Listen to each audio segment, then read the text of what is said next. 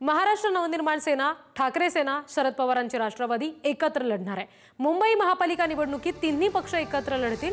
शरद पवार उद्धव ठाकरे यांच्यामध्ये फोनवरून चर्चा झाल्याची माहिती आहे। भाजपला रोखण्यासाठी शरद पवार ठाकरेंसोबत जाणार असल्याची माहिती कळतीये। काँग्रेसच्या स्वबळाच्या नाऱ्यामुळे उद्धव ठाकरे नाराज आहेत।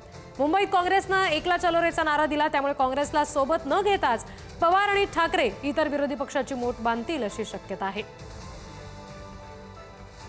प्रतिनिधी सुशांत सावंत आपल्याला आणखी तपशील देतील। सुशांत, हे जे तीन पक्ष आता एकत्र लढायचं म्हणतात या सगळ्याचा नेमका काय परिणाम पाहायला मिळू शकतो?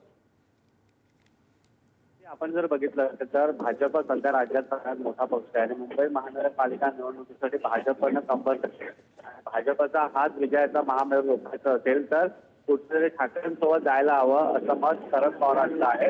मात्र दुसरीकडे काँग्रेसने स्वबळाचा नारा दिलेला आहे। मुंबईत काँग्रेस स्वबळ लढणार आहे, त्यामुळे उद्धव ठाकरे देखील काँग्रेसमध्ये नाराज आहेत।